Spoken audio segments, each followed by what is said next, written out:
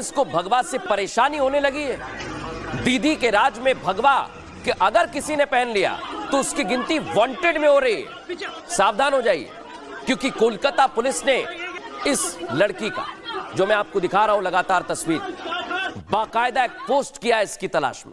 बाकायदा जो तस्वीर मैं आपको दिखा रहा हूं, देखिए, इसमें आधे से ज्यादा लोग भगवा पहने हुए। उस पोस्ट में उसे मार्क किया गया है। क्या सिर्फ इसलिए कि उसने भगवा पहना है, अपने तन पर भगवा चुन्नी ओढ़ रखी है? मेरा सवाल है आज ममता बनर्जी से, दीदी से, आपके राज्य में क्या कपड़ों के रंग भी कोई आपसे पूछकर पहनेगा?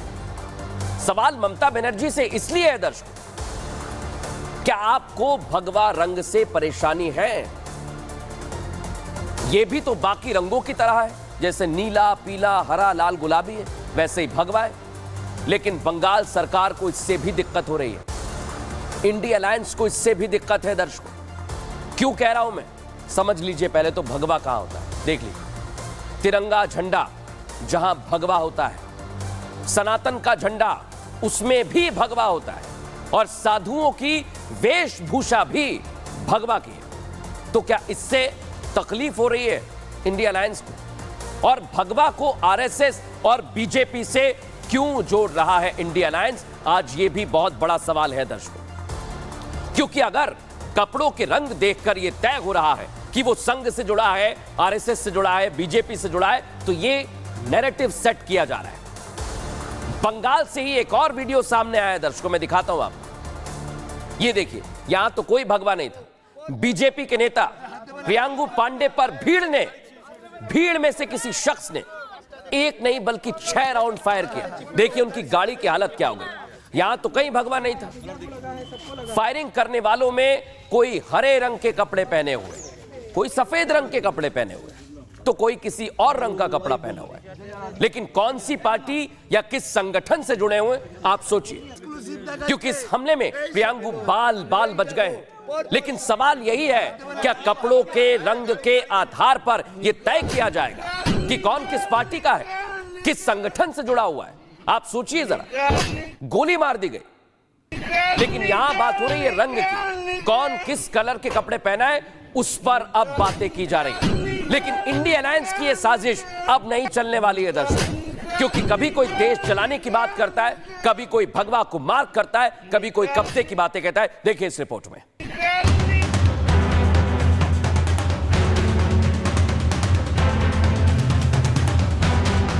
इंडी ने लोकसभा चुनाव में बीजेपी के खिलाफ देश की जनता के खिलाफ नैरेटिव सेट करने की पूरी जी जान लगाई, लेकिन उसके बाद भी जनता ने जब अपना फैसला सुनाया तो मोदी को हराने के एजेंडे से एकजुट हुए इंडी अलायंस को मुंह की खानी पड़ी। लोकसभा चुनाव में अपनी हार से बौखलाए इंडी गठबंधन ने ऐसे में देश में अस्थिरता पैदा करने की कोशिश शुरू कर दी। इंडी हमेशा से मोदी सरकार को गिराने का दावा करता रहा है। देश को तोड़ने और बांटने की कोशिशें तो विपक्ष की तरफ से लगातार होती रही, फिर चाहे वो इंडी का कोई भी दल हो, कोई भी राजनीतिक पार्टी हो या कोई भी बड़ा नेता, उसके बयान, उसके मकसद वक्त वक्त पर देश के सामने आते हैं। हाल ही में कांग्रेस अध्यक्ष मल्लिकार्जुन खड़गे ने देश पर कब्जे का विवादित बयान दिया था। जम्मू कश्मीर की चुनाव अगर हम जीतेंगे तो सारा हिंदुस्तान हमारे कब्जे में आएगा।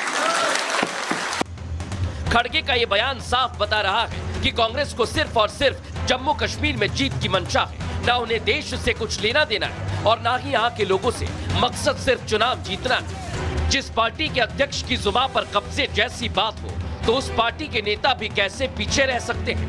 कांग्रेस के वरिष्ठ नेता सज्जन सिंह वर्मा भी ये कह चुके हैं कि शेख हसीना की तरह पीएम मोदी के आवास में भी जनता घुस जाएगी। जिस तरह बांग्लादेश में हुआ, जिस तरह श्रीलंका में हुआ,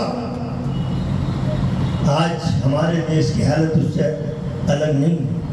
मोदी जी देखना, कहीं ये नौजवान पीढ़ी उठ के खड़ी हो गई तो अडानी अंबानी के घर में तो पहले घुसेगी, हो सकता है प्रधानमंत्री के घर में भी घुस जाए।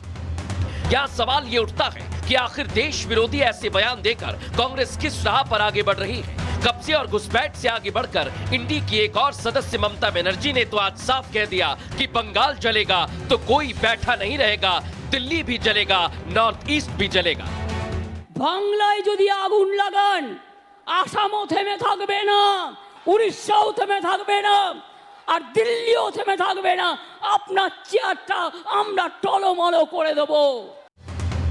यानी ममता बनर्जी खुली चेतावनी दे रही है पूरे देश को सुलगाने की।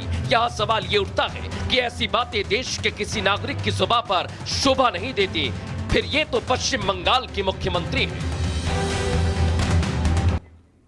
देख लिया दर्शकों आपने कैसी साजिश की जा रही है देश को जलाने की, लेकिन अब इसी पर भारतीय जनता पार्टी हमला बोल रही है और जेडीयू भी इसे लेकर प्रतिक्रिया दे रही है। सुनवाते हैं। गोली चली है भारतीय जनता पार्टी के समर्थक की गाड़ी पर और संभवतः वो घायल भी हुए हैं। इसका मतलब साफ है, कानून व्यवस्था पूर्ण तरीके से पश्चिम बंगाल में ध्वस्त हो चुकी है और टीएमसी का मतलब अब बन चुका है तानाशाही मानसिकता और कल्चर। डेमोक्रेटिकली इलेक्टेड गवर्नमेंट जनता के असंतोष को दबाने के लिए इस प्रकार का दुर्व्यवहार करेगी, ये हमारी कल्पना से बाहर था। ममता बनर्जी खुद आंदोलन से निकल करके आई हैं, लिहाजा हमें उनसे संयत व्यवहार की उम्मीद थी। उन्होंने अराजकता की सारी सीमाएं पार कर दी। दर्शकों खबरों में आगे बढ़ेंगे।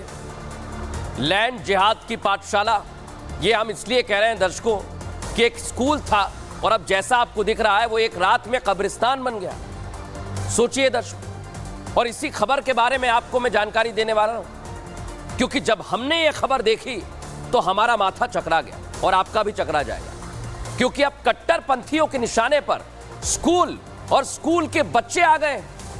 इन देश विरोधी ताकतों ने सॉफ्ट टारगेट चुना है और नफरत फैलाने और जहर भरने के लिए इनका इस्तेमाल किया जा रहा है, क्योंकि बच्चों को बरगलाना और उनका ब्रेन वॉश करना आसान होता है। और ऐसा हम इसलिए कह रहे हैं दर्शकों, क्योंकि उत्तर प्रदेश के 2 स्कूलों से 2 मामले सामने आए और आपको बहुत जरूरी है बताने।